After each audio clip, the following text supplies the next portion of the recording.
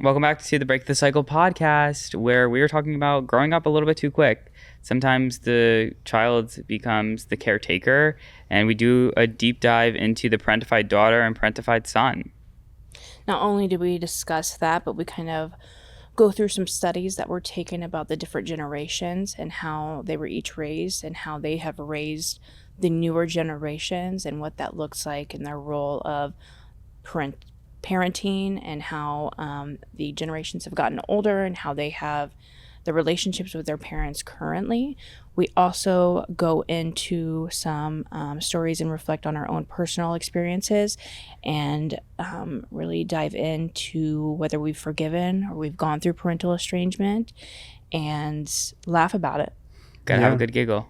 Expect to learn how to facilitate forgiveness for your parents, how to liberate yourself from some of the shackles of resentment that you might have gained from your childhood and experiencing some traumatic events, and also how to build a new type of generational wealth and emotional wealth. Let's do a deep dive. Break the cycle. Let's get into it. Do you self-identify as a parentified daughter or son? I'm gonna be honest with you, I had no idea what that meant until we posted that video, and then I researched what it meant, and I was like, I would say, after my due diligence, I would say yes. Okay, so what is a parentified daughter or son? It's actually, the description isn't the word. It means that you like become a parent, essentially, right? So the roles are inversed, and oftentimes the child ends up taking care of the parents, or like the other siblings even, I guess could be a form of parentification. Yeah. Is that a word? Parentification? Sounds like it. Yeah. And then also having like being a parentified daughter or son, they're like gender roles that influence as well. So being able to like see how those affect you, I guess, growing up maybe a little bit too quick or having to kind of be that parent. But would you self-identify as a parentified son? I would say so, for sure. Yeah. When did you know that you became a parentified son? I think probably when I was 10 years old. I got home from elementary school. Would have been in like 5th grade, I think. And my mother had taken her entire pill bottle of lorazepam. Or maybe it was lithium. Something with an L. Can't remember. I think she was taking both at the time. Needless to say. She took the whole bottle of it in front of me and my brother. And she was crying hysterically. And we called the ambulance, and then the ambulance showed up, and they pumped her stomach, and she made it out alive. But I think in that moment, at the ripe young age of 10 years old, I became a parentified son. That is a wild story. Yeah. It's hard to watch something like that. It's like you don't understand at that age. Like you don't understand, like it's serious, but you don't know how serious it is. Like there's a lot of confusing emotions probably going on. What were you like thinking? Do you remember what you were thinking at that time? I was really scared because I really loved my mother, but I was also, there was like a degree of like shame as well in some interesting way, because I was like, why do I have to have the mom that's like, trying to take all of her meds at once? I relate to that so heavy. Having like why did I get dealt with these cards? Almost. Yeah.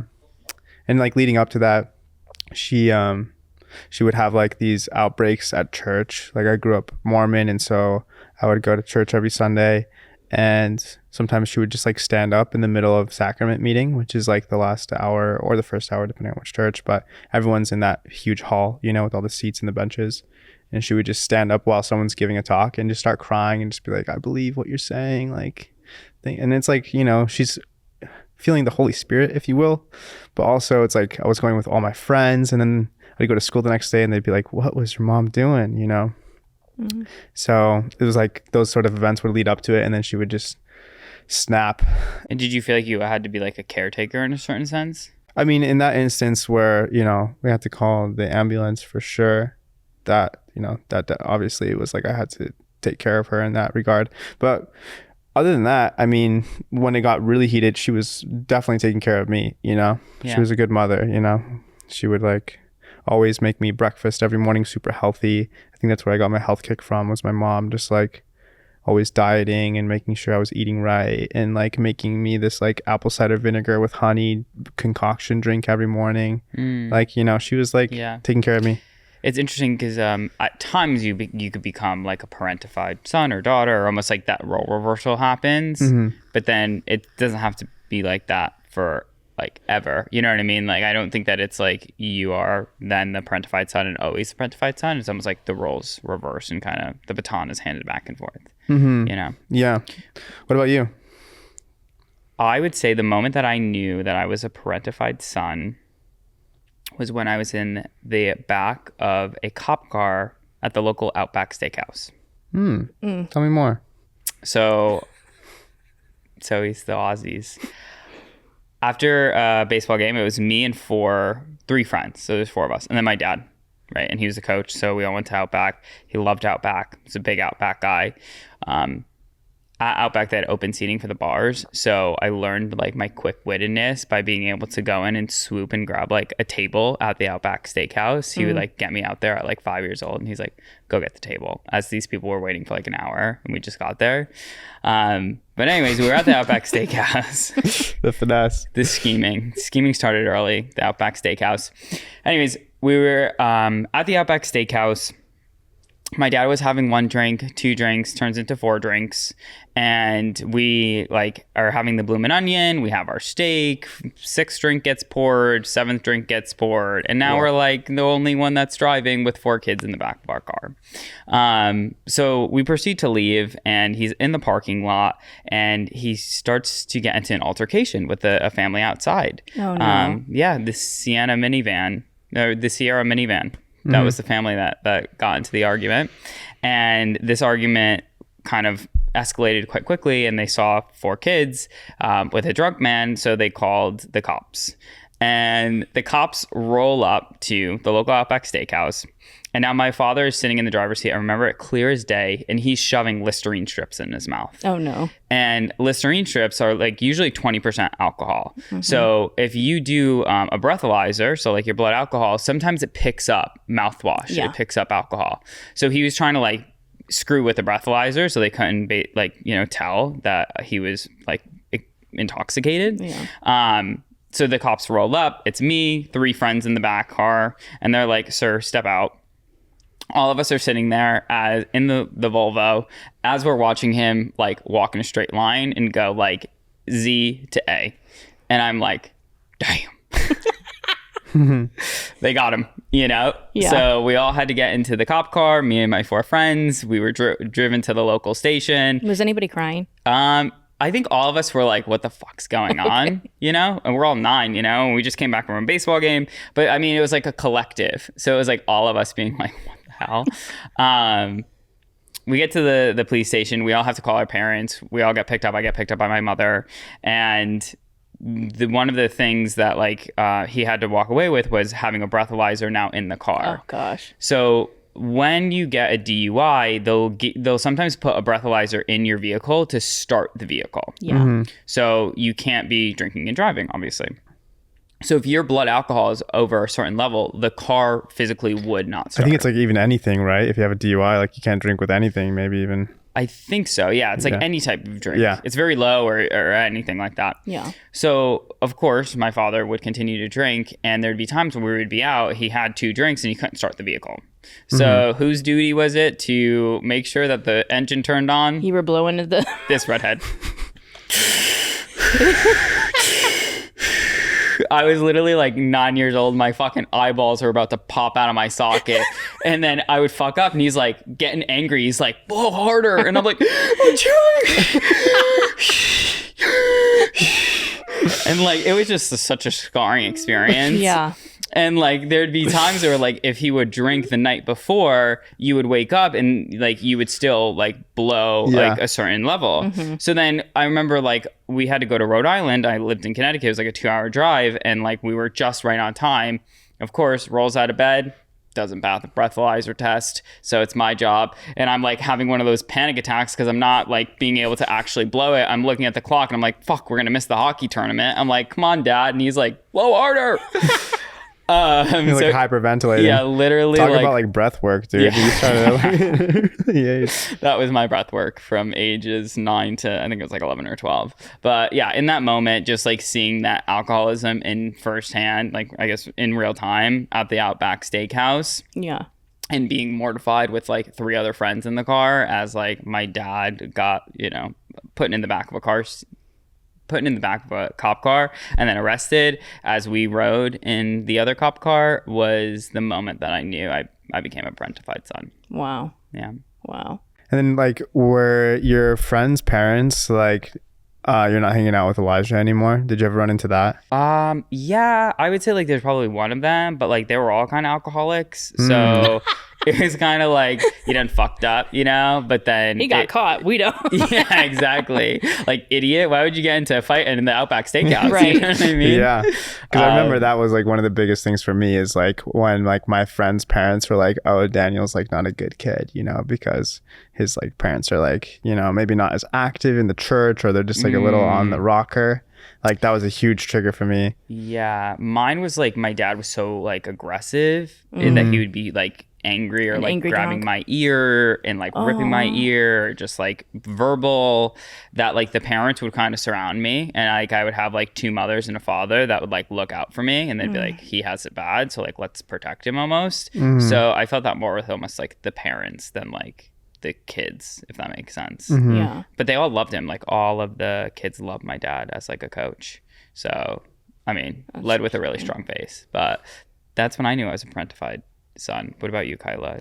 And I'm sitting here thinking, like, trying to go back, and like there's been so many instances where I've just been like, what is going on? But I would say this is just a memory that I can like clearly remember. And there were probably an instance way before this, but I think I was about 10 or 11, and my parents are separated, right? They got remarried. They're having babies. And so I'm like 10, 11, and all these newborns are coming into play. And like I'm playing mom because my mom wants to sleep. Dad is out doing his thing, drugs.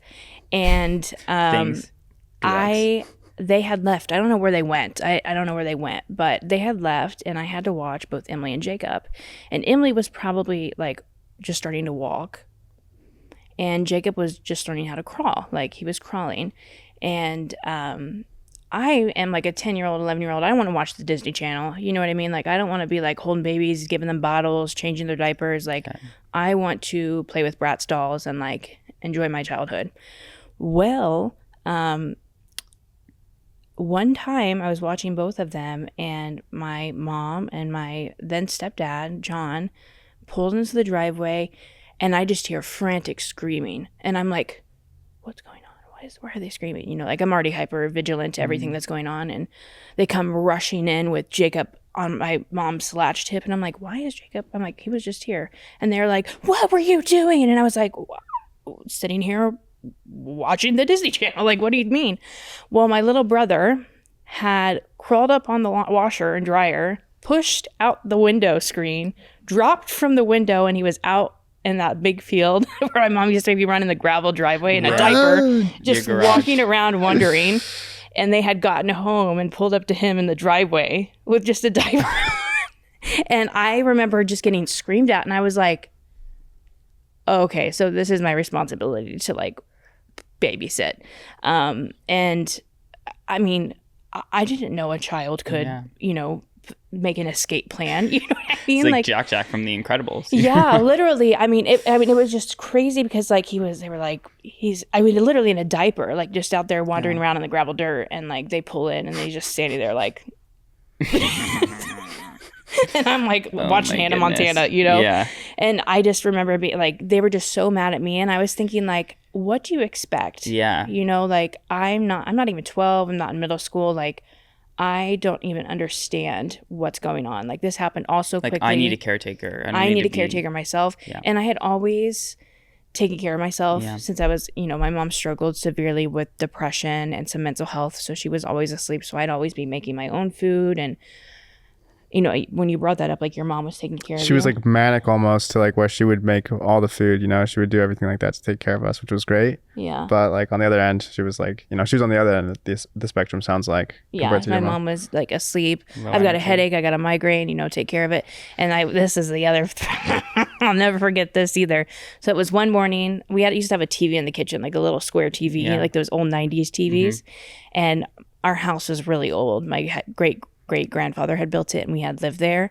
And so all the appliances from the 70s were still in there. We had this big red fridge that was like 1973. Oh, that's pretty cool.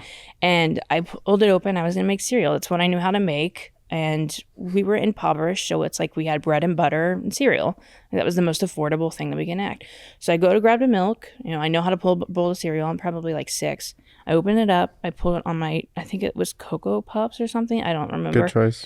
And I go to take a bite of it, and I'm like, I like regurgitate it out, right? Because I'm like, Mom, something's wrong with the milk. She's like, there's nothing wrong with the milk. Just eat it. So I eat the whole thing, right? Forcing to eat myself to eat it. And I'm like, it is nasty. Like, and then she goes, why are you like making these noises? Like, what is wrong? She goes and look, do you guys know what buttermilk is? Yeah.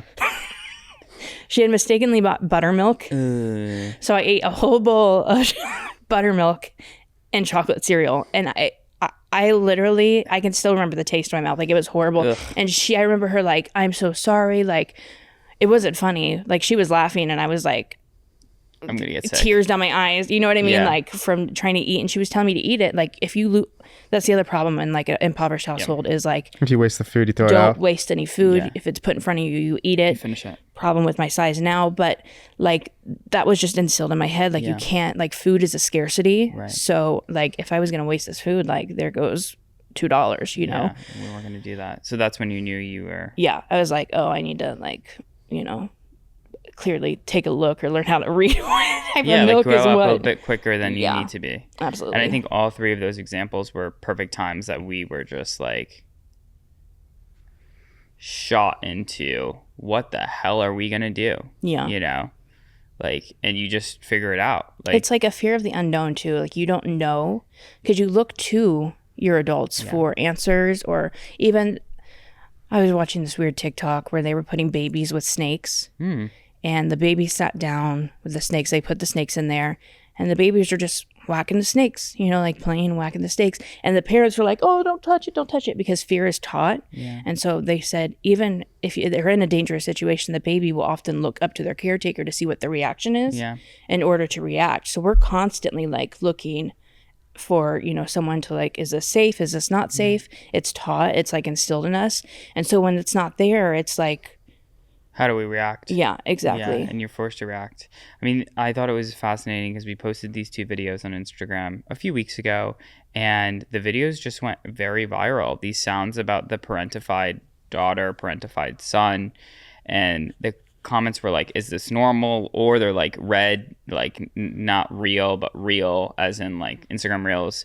And I think a lot of people connect with this idea of like having to grow up really quickly, having to grow up and just be someone that they unfortunately don't want to be, but need to be. And I think that a lot of cycle breakers identify with that because they don't want to do that to their own kids anymore. Right. And they want to change this and break the cycle.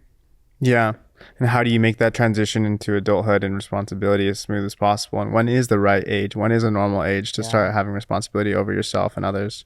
And that's like brings up the point of like new generational wealth, right? Like before it was like, we want to be financially sound for our younger generation or for our kids. And now this generation, the new generational wealth is emotional wealth. Right. And as this next generation is kind of growing up, maybe finances are not as important as like having a safe, stable home and being able to ensure that there is that emotional stability. Yeah. You know what really nailed this into the coffin for me was the show that you put me onto, which was Monsters. You know, on Netflix. Yeah. Tell me more about Monsters. So Monsters is essentially about these 2 brothers. Okay. The Mendez brothers, to be exact. And the Mendez brothers, I want to say it's like back in the 70s. It takes place like 90s. 90s, I in the think. 90s. It was the same time as The Guy with the Glove.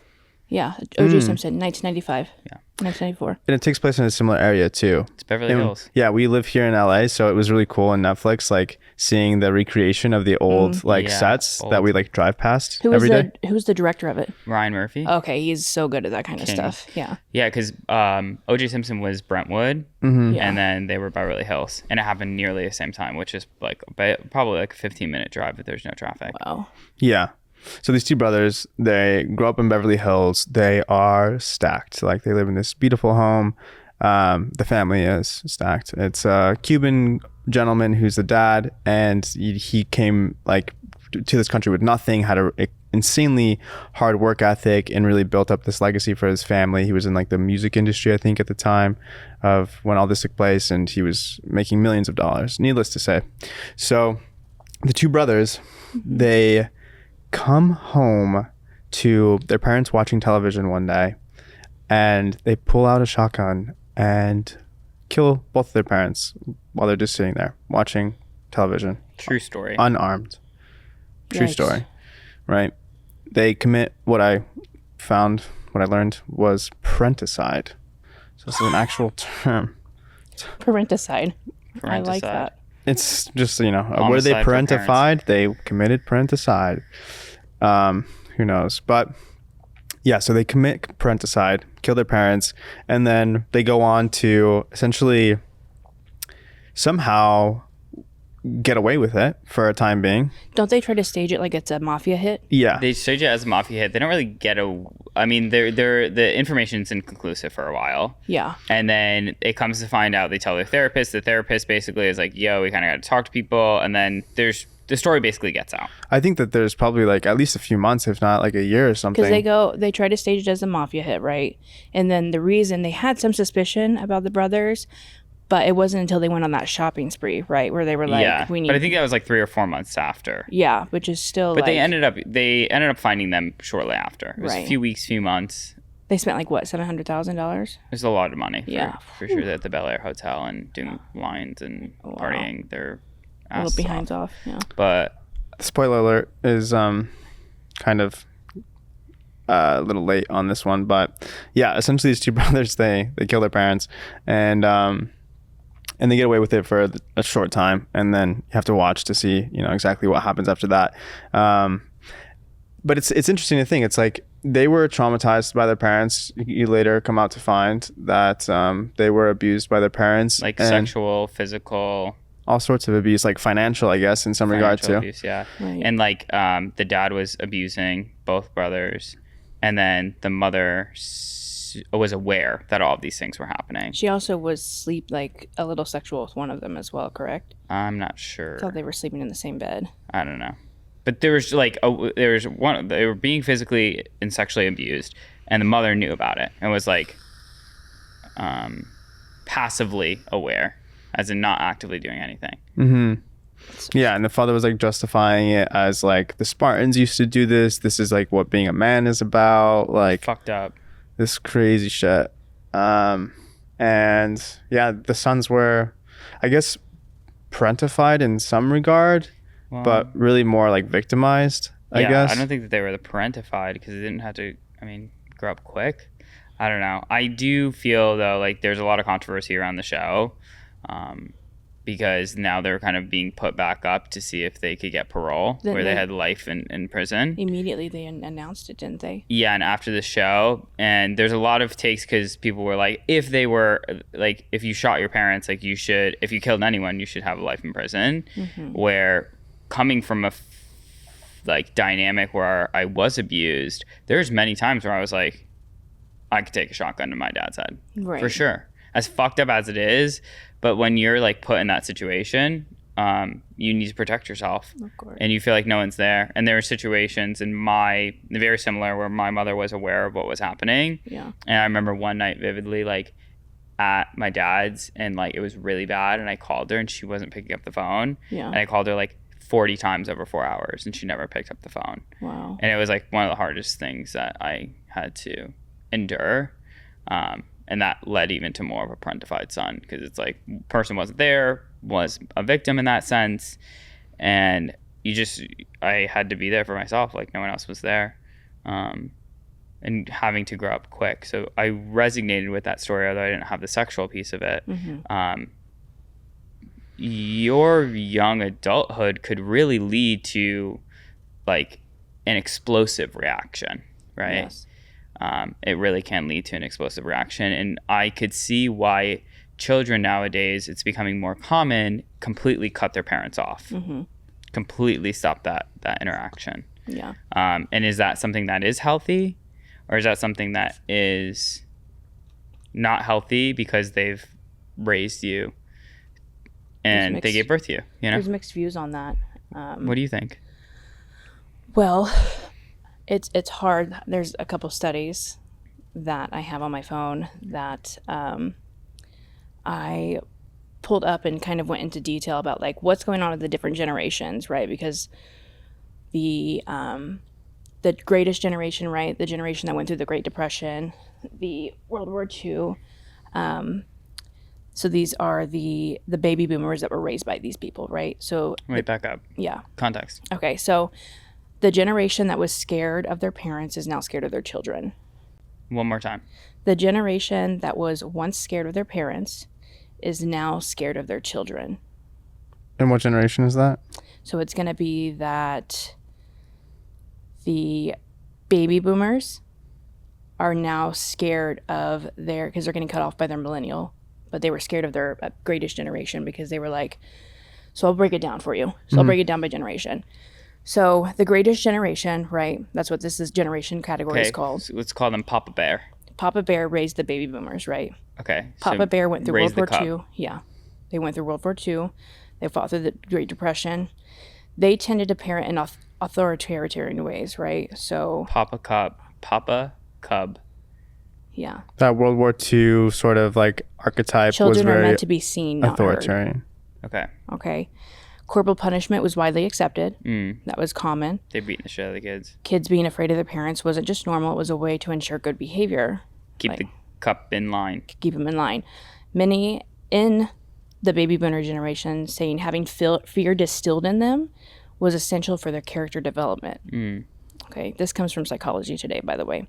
All right, so children of the baby boomers. So this is Echo Boomers or Gen Y, right? So the Cubs now have kids, and this is Gen Y. So Gupper Cubs. Yes.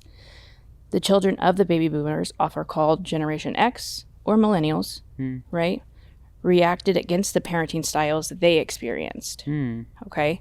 So the previous generation, the baby boomers, the Cubs, often had more hands-off or uninvolved approach, which some described as neglectful, right, because they were too busy working. Right? Remember the moms popping the pills, cleaning, dads at work, hands-off approach. 60s, 70s. Yeah. All right. So these dads today are especially motivated. So the millennial dads today are now especially motivated to parent differently from their own fathers. There's a growing acceptance of fathers taking on equal responsibility in child rearing, right? So millennial children, right? So me, right? Of baby boomers, but I didn't have a baby boomer mom. I had somebody younger. But let's say my grandma, right? She was would have been my grandma. My grandma would have been my parent. Let's say. So grandma, let's take toll here. Grandma would have gotten the ish beat out of her, very authoritarian. So then grandma now like parents as more hands off. Yes, neglectful. And then you've got people who would like my mom, right? Who now we're getting off to the cutoff, right? Because they experienced. I'll get to it. Okay. Millennial children of the baby boomers, grandma. This newer generation of parents is much more engaged and involved in their children's lives. This has led to the term helicopter parenting. What's going on with my kid? You know, like, where is the kid? Oh my God, you know, or that what's that new thing that like they strap them to their back? They're going to be cleaning with them all the time, tracking coddling them on my friends. Yes. Find my friends, all of that, which describes parents who are overly focused on their kids because they thought their baby boomer parents were neglectful. Yeah. These millennial children have moved away from using fear or punishment as a way to discipline, which was more common in previous generations, as I just mentioned. So now we're here, children of the millennial parents. So this is a Gen Z. This is Gen Z. All right. So to recap, we have the eldest generation who was using authoritarian and more like physical abuse. Then you had that next generation who was more hands off, so that was neglect. Yeah. the following generation who were more helicopter parents, tracking their kids, ensuring that they were safe. And now we have Gen Z. Now we got Gen Z. Millennial parents, who are the children of the baby boomers, aim to have more equal and respectful relationship with their kids.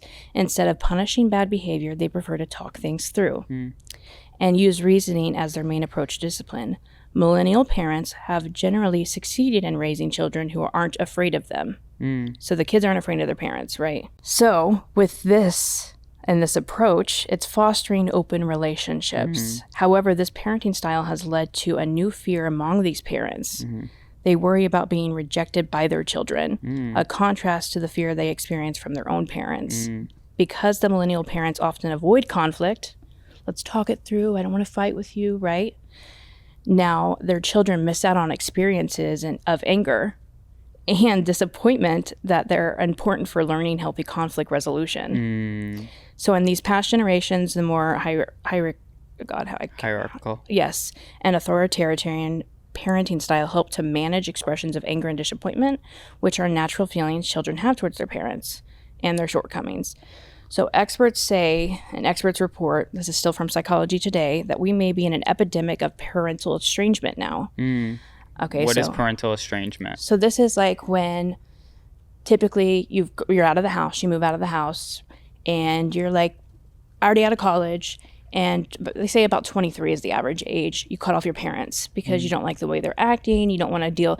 Mom, I don't want to talk to you right now. Like, I've got my own life going on. Please do not judge me because I pierced my nose, or like I got a tattoo. Like, I'm not dealing with this. They're cutting them off. So they're avoiding that conflict all the time now because they were never taught the conflict resolution, right? To actually talk something through.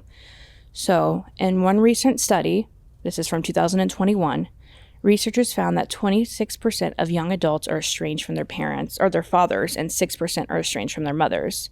The parents report that these estrangements often happen without notice or explanation, leaving them feeling deeply hurt and in the dark, and some report abuse. Like, it's becoming abuse of like parental estrangement. Because like, what happens if they get into a nursing home and you don't talk to your mom? Like when the is parent is being abused now? Yeah, like when is it enough? Like parental estrangement, has it been 60 years now? Can we come back and like forgive and like talk about the resentment?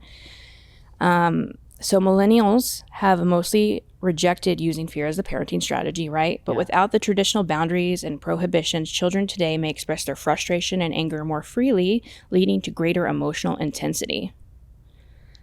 This is all the report, okay? No, that checks out.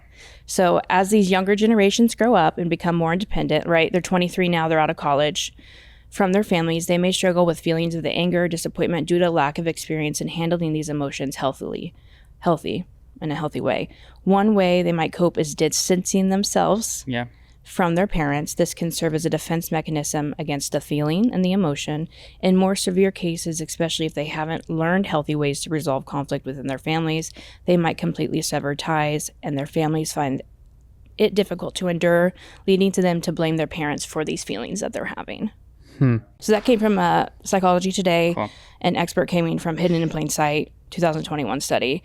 And then it goes into like the effects of growing up with a dad or without a mom and all of that. That's really fascinating. I am now seeing my sister raise children, and my mother is present in my my niece's life, nieces and nephews, and her like strategy is like screaming, yelling, authoritarian. Like that's how Your sister? No, my mother. Your mom. So that's how we all got into line.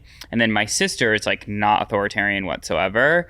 And there's a clash. So it's called like soft parenting now. Like this trend is going around where you're soft parenting. Let's talk it out. Yeah. Like express your emotions, like release them, where like my mother's like, shut the fuck up and go in the corner, you know? And I was like just a different way of being. But now like my whole family has commentary like these kids need to be reprimanded, they're like not like falling into order or falling into line. So what's the happy medium, you know? I think for me, as I project being a parent, you know, in the future, not being feared as a parent, but being respected as a parent, you know, because I think ultimately why we're seeing this parental estrangement is because there's a lack of respect. You know, sure, it's not like a good thing to feel fearful of your parents either like verbally or physically, emotionally abusing you, right? But to at least give them the respect to communicate with them and to value their opinion on what they, want for their child or what they think might be best. At least to take it into consideration, I think is an important thing to have a healthy relationship. Yeah, I think respect is one thing. And I went through this with my grandmother, and like our dynamic is like really great, where I feel like I didn't get this much with my mother, where like I talked about like some of the things that really affected me as a child, and we had more difficult conversations, but it was validated, and then we kind of worked through it. Yeah. Where like even with my mother now, she doesn't want to acknowledge any of these things, and because of that lack of acknowledgement, like that leads me to be more distant. Like if I have something that comes up, I'm picking up the phone and talking to my grandmother because I know that she's like a sense of stability. Mm-hmm. And with my mother, just the way that we've now developed, it's hard for her to look at herself in the mirror and criticize in a certain way, which we all fuck up. We're all trying our best. But like to be able to offer some validation and be like, yeah, I tried my best, and then you have the ability to humanize your parent and then almost grow connection and intimacy, where I feel like the older generation, or at least like my mother's age, like they don't want to look at themselves in the mirror and admit wrong. Yeah. Like they don't want to be like, yeah, I kind of like, I did some shitty shit. Like I didn't pick up the phone when you were calling and I knew your dad was beating the shit out of you. Yeah. They're neglectful. They're like, that never happened. Yes. I get that all the time now. I just recently, I had a surgery, right? I had a procedure, and my family lives far away, as I've discussed. They live in Indiana, and my mom was originally supposed to come out, right? But my little sister, who's 19, just had a baby. And healthy baby, everything was good, but it's ironically going to be the same day that my surgery. She's due this, and I'm like, of course. That tends to happen. And so I'm on the phone with both my mom and my grandma, so baby boomer, and then you've got the echo of the baby boomers, right? Yeah, so Gen X. Yeah, generation, whatever it is. And my mom's like, you let us know what you want. My grandma's like, Kyla, we don't want you mad, we don't want you upset. I said, whatever Emily wants. Like, I'm old enough now to handle the situation. Yeah, whatever your baby sister needs. Yeah, whatever she needs, whoever she wants there, I don't care. She chose my mom, rightfully so. Okay. So, and in a way, I'm kind of worried, because my grandma they're both different people. But I really think it worked out for the best, because I was able to, on this trip, when she came out, she was here for like 10 days, not only talk about things that, and she'll sit there and she'll be like, your mom, she'll say things never happened. And we both know that these things happened. Like, own it. Yes. Own it. She'll be like, that never happened. What are you talking about? And I'll be like, what are you talking about? Yeah. Like, yes, it did happen. It's so frustrating. I have, not to cut you off because I want to toss it back. I had a situation when I was home last, and one of my siblings was like, mom, like there's a different connection that you guys have because she's afraid of you. Yeah. And I'm like, what do you mean she's afraid of me? They're like, because you tell it how it is. It was my aunt, it wasn't my siblings. She's like, they're afraid of you because of the way that you hold up the mirror, where I'm like, that's not what happened. Like, I was there. You know what I mean? Like, this is my truth. So whether you want to hear it or not, where sometimes the other siblings are like, let's sweep it on the rug and not mention it. And I'm like, no, like that affected me. And there's almost, it's easier to point the finger, at least be like, you need to take ownership here. Right. Do you feel the same way with kind of your mother and your grandmother? So for the longest time, I felt like that. Like, I was like, I want you, to take ownership. But there was a time where I did also do the parental estrangement, where I think I was like even earlier. I was in high school, and I was living with my grandparents at this time already. I was like 16. And the reason I cut her off is because she went back to my stepdad, and he had like thrown all of our stuff out of the house. And I was like, I'm not going to let you choose a man over your kids. I put that rule down, and she went back, and I was like, I'm staying here, like, peace out. You know what I mean? And so that caused a very big, because he was abusive, he was using crack. Like, I was like, I'm not healthy environment for her or you us, or the kids. Yeah. I was like, I'm staying at Grandma and Grandpa's. Like, sorry. And Grandma and Grandpa spoiled me, of course, but there was some estrangement there. And then it wasn't, I, got to heroin, and I started, abusing myself instead of everybody else around me. Yeah. And I came out and went to treatment, and then I sat down and I did some step work, with like the program. And this lady sat across from me, who was once my sponsor, and she was like I was telling her all the wrong things. I'm like spilling it out. Like, my mom did X, Y, and Z. She did X, Y, and Z. I can't, fuck her. Yeah. And she was like, is there a book on parenting? And I was like, you know, like she just like caught me off guard. I was expecting her to be like, yeah, fuck her, you know. Yeah. But she was like, there's no book on parenting. Like, what would you do if you were 20 and you had a baby? And I was like, there are a lot of books on parenting, actually. but if there's a Not handbook, a handbook. of like your Like, there's a child was best-selling molested, section. what do you do? Yeah, You know what I mean? There's for no sure. handbook on that. Or you have severe, you know, bipolar disorder and you want to kill yourself. What do you do with your children and how to make sure that they're safe? There are like, of course, there's going to be like, this is how you breastfeed. This is how you do this. But emotional regulation and development is something that's got to be really practiced and It's a really, skill. it's a skill. Yeah. There's a moment with my mother where there's a shift of my dynamic where I was like, she had 5 kids under the age of 5 at like 26. Imagine that. Like, she was a single mother. Oh my God. You know what I mean? Like, if I had 5 rugrats running around and one of them was fucking being beaten, but it wasn't going to die, like, and I needed a Friday night off, as fucked up as it is, like, I might turn the phone down too just to have like a night off. And it's so screwy, but Yeah. you're like, I get it. it makes sense. Does it Yeah. make it acceptable?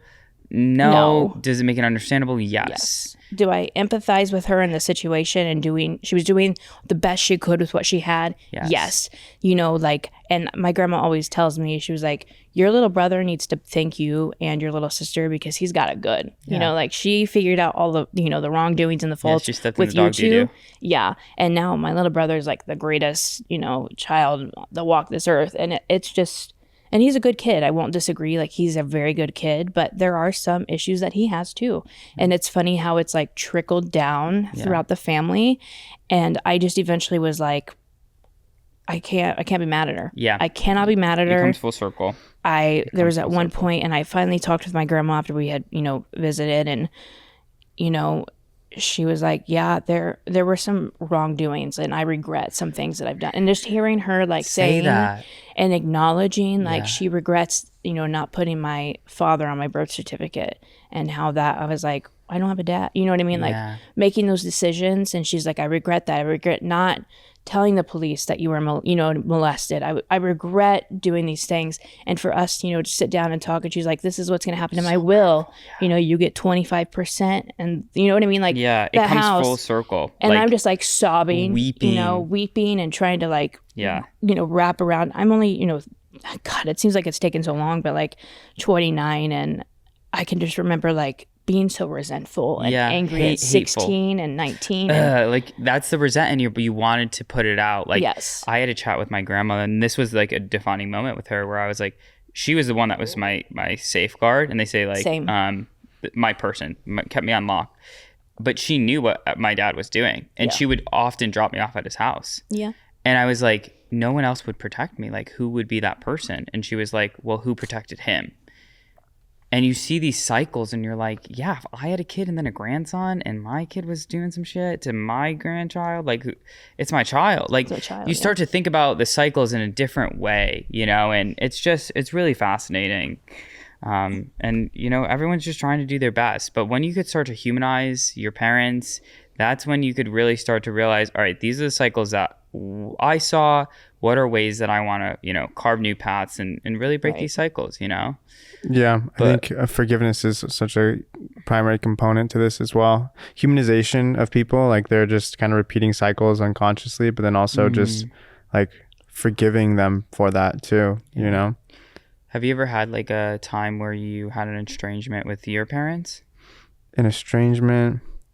I think like when I was in high school, I was like a really good student. I had like a 4.0 GPA. I was playing varsity soccer, but I was getting into some trouble, and my parents, being like from a Mormon religious background, they found like some weed in my car, and then Devil's lettuce. they found the devil's lettuce, and they like I remember this vividly. My dad, he found my weed in my bong in my backpack. He had to like move my car or something, and he smashed it on this dumpster and sent a photo in the family group message. He said, no devil lettuce for Daniel. He shamed you. He shamed me. He put me out to hang me out to dry in front of the whole family. He's a drug user. Yeah, pretty much. He's like, this is not my son. He pretty much like estranged me. And your dad is like such a sweet old nice man. Yeah, he's like rarely shows aggression. And the one time he did, I was like 17 at the time, and he's like, you know, pretty much like get out. So then I moved in with my sister, And that was like, I think, a period of time where I was separated from my parents. But then I came to like really appreciate that they just ultimately wanted what's best for me. Yeah, you know, I humanized that, like the situation. And like, ultimately, I don't want my kids like, you know, doing recreational drugs at an early age for their own brain development. Right. Am I going to like hang them out to dry if they do? No, but like, am I going, like, I'll learn from it, but I understand the sentiment. Child plays this clip 12 to 18 years in the future. You said this. Yeah. Hey, Dad, remember that podcast? Yeah, they're just like the biggest pod. No, I mean, I get where he was coming from, you know? Sure. And so I really appreciate like the compassion that he had for me in that capacity. And sometimes compassion shows itself in really like contradictory ways, you know? Yeah. How old was your dad, if you don't mind me asking? My dad is like 67. So he's the helicopter parent. Is that would be, or is he the boomer? The No, neglect? my dad is definitely not a He's more helicopter in the parent. neglect vibe. The neglect. Not neglect vibe, but just Yeah, like step hands away, off. hands off. Yeah, that's what I say. Baby boomers at 60. I feel like, he's a bit older, where I feel like it depends. I don't know, yeah. It really depends on who they were raised by, too. Totally. And I think also like birth order has an effect there too. Oh my God. Which is a whole nother topic that we could do a deep dive into. I'm the oldest. How old are you? You're the youngest, right? I'm the youngest, yeah. Oh, the baby. I'm the favorite. Yeah, you guys are both the babies. Both the babies. Yeah. Yeah. And that in itself has like a different dynamic that leads into all of this. Totally. Yeah. I have so much compassion for my parents now. I have no resentment towards them. Yes. Like whatsoever.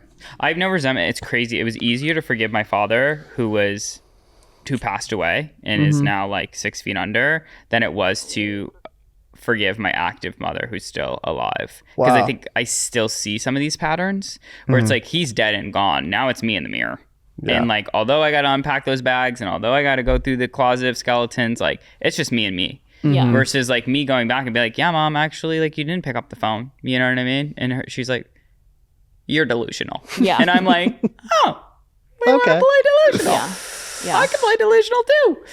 And that was a little bit harder for me, but I learned to forgive too. I think that like the older that I got, the more that I reflected, and I was like so grateful for all the things that they did do and like all the positive traits that I did have that I could trace back, and it was either my dad or my mom, and like I was very grateful for those things. So I think one of the ways that I learned how to forgive my parents was through looking at all the positive things that they did give. Right. And they shaped me for who I am. And now it's my duty to sift through the good and the bad, parse out the bad, parse out the unhealthy habits that probably that were, you know, trauma responses for the first 18 years, and take the gold and, you know, hightail that to the top, baby. Yeah. So that's how I'm learning, or that's how I learned how to forgive my parents. I mean, going home for, you know, holidays or extended period of times, like definitely bubbles back up. But that's one of the ways that I did. What about you, Danny? How did you kind of release some of that resentment? Because I'm sure, you know, seeing your mother go through that, and then even your dynamic with some of your friends, like that had to have festered some type of emotion. Yeah. Interestingly, I think the biggest moment for me when I just felt the most immense release of all of that emotion, because it was like probably one of the biggest things that would deter my mental health as like a teen and a preteen, you know, just that shame and just feeling like I'm kind of ostracized from my friend groups and I just don't fit this like kind of like Mormon kid vibe being from Salt Lake. But when I was 16, 17, I did like a big dose of psilocybin, and I just remember crying and purging and like feeling like I just, all of that toxicity and resentment and shame from like my upbringing was just extracted from my body. Like on a spiritual level, it was just like taken out of me.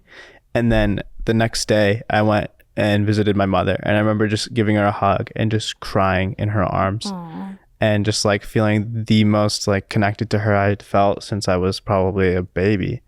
And I was just like, I have so much compassion for you. You know, I had so much just understanding and compassion for her, and like she did her best, you know, she did her best. So that was, I think that, you know, substance enabled me to facilitate that healing. Otherwise, I don't know if I would have. But ever since then, I think of all the siblings, like my siblings will still sometimes butt heads with her, and, you know, everyone has their own dynamic, but I just feel like I've had such an amicable connection with her, you know. Yeah. It's like, You're the baby. That's healthy. That's so healthy. Your story reminded me, I did LSD once, and it was actually like 2 weeks before I was going home for the holidays, and I was dreading it because I was still in this like resentment phase with mom. And it was a really tough experience because it was so long, but I relived my birth, and like saw different parts of my relationship with my mother throughout the years. Wow. Like as a kid, we all lived in my grandmother's house. I slept in a twin bed with her until I was like 6 or 7. And then I moved to the like floor. I slept on the floor for like 4 years from like 6 to 10. And just to think like having 5 kids with my grandmother, there's like 7 of us in the house. Yeah. Cooking dinner every night, trying her best. Like you start to see these things and you could reflect. And I think those mind altering substances allowed a bit of perspective and almost to relive certain memories from a different angle. And that actually was a almost like a little like speedway, you know, like if you're on Mario Kart, you like hit one of those boosters. It kind of just boosted me a little bit. And it didn't take me to the finish line, but it boosted me a bit. And I'm like, damn, she is really cool. And she tried her best. And I feel like I'm okay right now. Like I'm a human and I'm functioning. You know? Yeah, once you're removed from the situation, you get to see that. It's almost like a movie playing back in your head, you know? And you can see it from her perspective, and you're like, it almost makes you feel the inverse of the emotion, if that makes any sense. Instead of feeling the shame, you feel like the opposite of shame, whatever that is. Yeah, like gratitude. Gratitude. You're like, oh my God. Appreciation. Like, she really just like, she still fought through, you know? Like she's out here. She's still like, in your situation, like 7 people, like, in one house, like she just kept on like showing up day after day, like doing her best, like trying to put food on the table, you know? It's like, there's something to be said for that. For sure. Yeah. You know? And then all of my siblings went to like private schools. Like she fought for that, whether it was like with my dad or like, you know, other people. She figured it out, you know, and I'm like a functioning human in society, and I'm really passionate about what I do and I love what I do. And it's like, I think a lot of that was the foundation that they laid, you know? Of course. But what about you, Kyla? Like you talk a lot about your mother. How did you learn to forgive her for some of these things?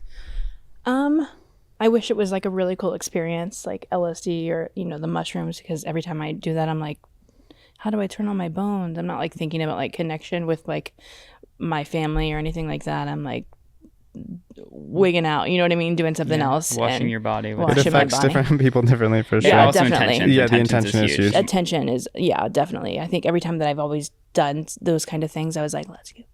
You know what I mean? Let's rage. Yeah, let's rage. So it was never like, I'm going to sit here and meditate and listen to sound bowls and connect with my, you know, ancestors. It was never like that.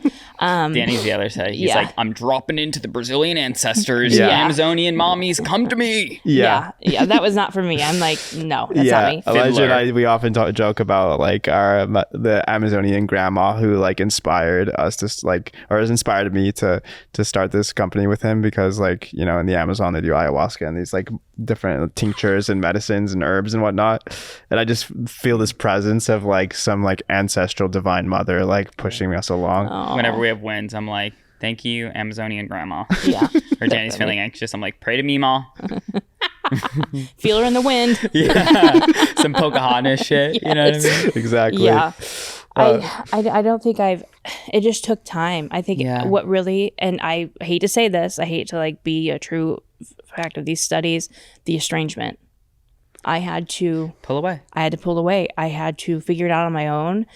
And my grandma always tells me to this day, Kyla, anything that you've ever wanted to do, you've done.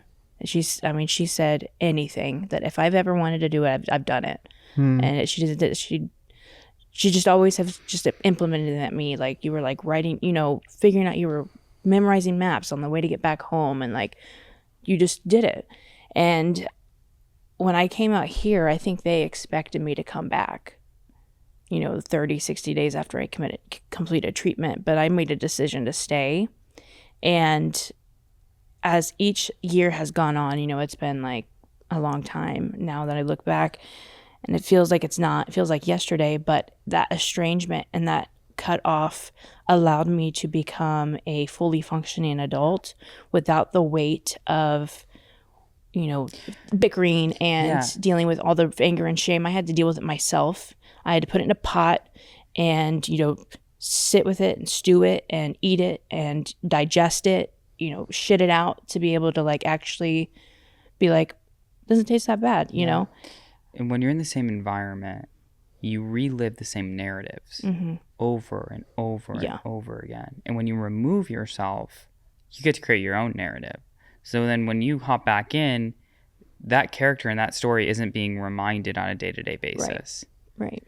And that estrangement, although tough at times, I think could be very beneficial. And it seems like you really benefited. Yeah, I absolutely did. I mean, I know there's some people that make it like years and, 30 years down the line, they still don't talk to their parents. It was for me I had to become self-sufficient. I had to be, and it was almost like they cut me off at the same time because I was obviously, shooting heroin and, doing my thing. Yeah. And they were like, you're not coming home. It's either treatment or the streets. So I went to treatment, and it wasn't like, if I did want to go back, like I wouldn't have a place to go back. Like my dad's kids are starting college, or they're like I don't have a place to go like that. There is no. You had to make it. I had to make it. And there was no option. And so when I eventually, got through it and figured it out and now I'm not going to say it was like first hit was a home run. Like I've been through this several times, but each time I learned something and I was like, okay, now I understand why people reacted this way, because it's like true wisdom, they say, is if you learn from other people. I had to learn it myself. I had to take the hard route, and that's just my journey is like I had to take the beaten path instead of like everybody else, but that's what makes me. That's you. And I can see my mom on the other side, and just I'm okay with it now. We talk about parentified daughter, parentified son, going through these types of experiences, how to forgive and gain perspective. And it seems like all of us have been on somewhat of a similar path, a very, very different, but we've all had our own experiences. I want to leave us with the question, do you think that it's necessary for like your kids to like have to go through some type of emotional struggle to like define themselves? Like I often fear it's like, for everything that has happened to me, like I am very resilient. And the things that I've had to go through, I realized that like nothing will be as bad as those moments. So that gives me, that's my power. That's my strength. I could sludge through anything, but I can't recreate that experience for, an offspring. Yep. Do they need that? And obviously you don't want to give that experience, but that's what made me who I am. So it's like, how can you raise someone who is strong, who is resilient, that hasn't gone through those types of things? And I think that kind of brings in that portion of the parenting where it's like, let's talk this out. Because that's my initial thought, but then I don't know. I'm still kind of toying with that. But as we break these cycles, how do we effectively set up the next generation for cycles? Or do we just say, we're going to, be able to hand something down that's going to give them some emotional pain or something, like just accept it and be aware of it? Mm-hmm. Yeah, it's like character development. It's like there's no texture. It's vanilla. If someone just gets raised in a white picket fence, grows up, has like perfect picturesque, there's no story to tell ultimately. Yeah, the sandpaper is swallowing the pills. The sandpaper is run, Kyla. Yeah. Like that's the sandpaper. That's me getting back after a hockey game and getting, like. Yeah. I think, and that's where I see the biggest difference between me and my siblings is it's so difficult because I've been through probably, I don't want to say like I've been through the worst, but I have, like I've definitely have experienced more. And that's where I was questioning, like when my younger sister, she was going in and out of treatment, dealing with this. And I'm like, what has, caused this? And then I've got to think, okay, it's genetics, like addiction gets passed down, whatever, mental health. And then I'm at the same time, like, she couldn't even go and sit down in a classroom because she had anxiety. And I'm like, what happened to like get through it? Like uncomfortable. I just have to sit and go through it. Like what happened to that? And then I think her having this child is what she needed. Same thing, my mom. My mom, has obviously gone through struggles and stuff, but she decided to keep me at the same age my little sister had the baby. And I feel like that's a repeating cycle that I thought I had broken, but now it's my little sister. So I feel like it's it's going to be different for everybody. Yeah. I've seen some people say, my boyfriend hasn't been through anything. They have a perfect household. He's got no anxiety. He doesn't even understand what anxiety is. And he's still a good guy. He's still a great guy. But if he were up for a challenge, he wouldn't know what to do in that challenge, So it's really just depends on what kind of lifestyle somebody wants. And I do think that children will have to figure it out on their own. And I think if I do have kids, that I definitely won't be, I'll be like, well, how does that make you feel? Does that suck? Okay, we'll go cry about it. You know what I mean? Like, I really want to challenge the emotional thought, because for me, getting stuck with that and not being able to regulate has created down the line, addiction, all these other mental health problems. So I think it's just going to be a healthy balance between using an emotion chart. How are you feeling? Yeah. Well, good. You can be mad, Yeah. And then also, like, you don't do that, actually putting down the lines and boundaries and having healthy boundaries. Yeah. Really great points. Yeah. What about you, Danny? What comes to mind is the saying, hard times create good men create good times, good times create weak men, and weak men create hard times. And there's kind of this cyclical nature there. So the question really becomes, how do good men create good times that also create good men, right? And like, when I say men, is that like all work and no play makes Johnny a dull boy? Sure. Yeah. It's very. Who's Johnny and how tall is he? You've never seen The Shining? No. All work, no play makes Johnny a dull boy, and then he like. Ooh, Yeah. We don't want that. That's what he's typing. All work, no play makes Johnny a dull boy, and then he tries to massacre his wife. Okay. Hard times create good men create good times create weak men create hard times. Okay. And obviously men is just like people in general. It's They, like thems. Zemsies, Zemsies. Zems, whatever you want to. Yeah, but the overall concept, it's like this book that was released a few years back by Jonathan Haidt called The Coddling of the American Mind. And We talk about that. yeah, how all of the human needs are being sufficed right now, right? On every level. Like, boredom is becoming non-existent, right? We have stimulation in every capacity, physically, mentally, emotionally, sexually, whatever we want, really at our fingertips, right? It's scary. It is scary. With great power comes great responsibility, to quote Spider-Man, right? And having the discernment and discipline to be able to know what is worth investing your time in, and being able to refrain from just the easy pleasures of life, and being able to endure some degree of pain, I think are all things that ultimately need to be instilled in children in order for them to have the capacity to transcend adversity or any sort of difficulties that come their way. Yeah. Yeah. Yeah. I've always didn't even thought think just about to that. like drop them off in China. Yeah. Find a Figure way it out. home. New York City. That's a good way to do it. I think like a lot of really wealthy people, they'll just send their kids out like to boot camp, or like boarding school, or like something to just like kick their ass into gear, It's fascinating. I don't know. There's no rule book. Yeah, there what might do be you- a lot of books, but there's no rule book on parenting. Yeah. And the older that I get now, like getting into my later 20s, and I reflect, I'm like, damn, raising children must be really difficult.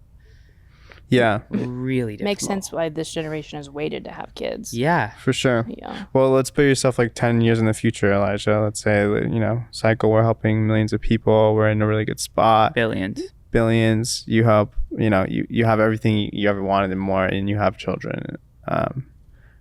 Regardless of how you have those children, you have a big family and you're so happy. And how are you going to instill that character development and those principles into your children? I'm dropping them off at Danny Costa's farm in Utah, and they're doing some hard manual labor. Push Go the with plow. Uncle Danny. Yeah, Uncle For the Dan summer. Dan's. A hot yoga class with Uncle. They come back home and they're like, "What is he doing?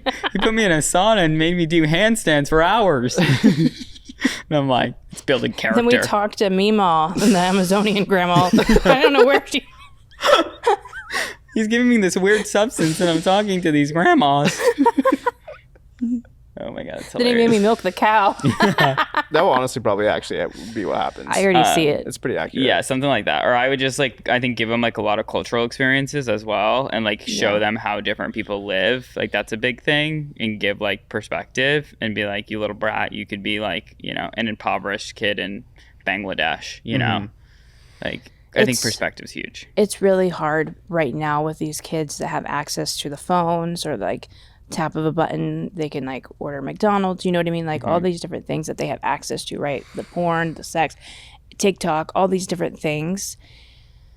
And I sit back and think about like when I was a kid and when the computer first came into the home, right? And like beheadings on, you know what I mean, like typing in these things, and it scarred me and it like, you know, shocked me. And then I also think about like these kids that are really well off, and people who are really well off in this generational wealth, they tend to do well, right? They always tend to do well. Generational families, like they always do well. But the impoverished kids who do have it hard and do struggle, either they make it out or they don't. Yeah. And it's, you would want them to experience that, Yeah. but you don't want them to continue that. For sure. You know, it's a really hard, it's a hard line to draw. Yeah, it brings us back to like the idea of new generational wealth. Yeah. It's like being emotionally sound and a hardworking individual and grounded. Right. And how do you raise that versus like before it's like financial wealth, build a family, become a doctor, become a lawyer. Yeah. Now it's Ethics. like, do something that you're passionate about. It's like a little bit softer, but as you alluded to with the generations and that research, it's going to be fascinating to see how this generation affects like Gen Alpha or the following generation. Right. Generation Beta, whatever is to come. Because it's going to continue. You're going to hand shit down. Like there's always going to be cycles to break. We may have AI raising our kids. Yeah. I'm serious. Little Elon robots. Yeah, we Optimus may not even swaddling. have anymore. It may be like the generation raised by AI. It's like you know? Smart House. Yeah. Remember that on Disney Channel? Maybe they'll just lack physical touch, you know, and affection, and be screwed up that way. That's what Yeah. I'm saying. This generation is like the generation that's having like the least amount of sex. Yeah, I think a lot of that too can be attributed to like the lack of like hormonal balance too, lack of testosterone, Pornography. the microplastics. Oh, don't get me into that. Okay, that's another side topic. This was such a great topic, and I feel like I honestly released like energy myself as I kind of reflected on some of these. And it's also always great to hear about y'all stories.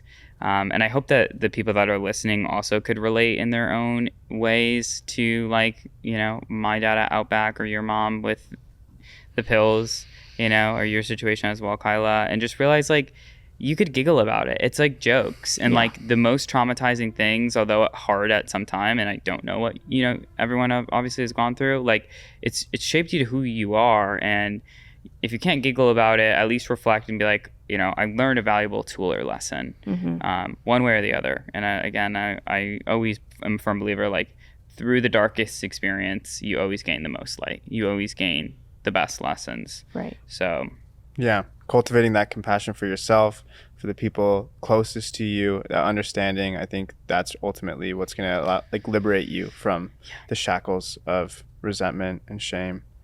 yeah, forgive your parents Let go. Forgive your younger self for surviving or having to survive. and break the cycle. And if you need help breaking the cycle, we're here to help you.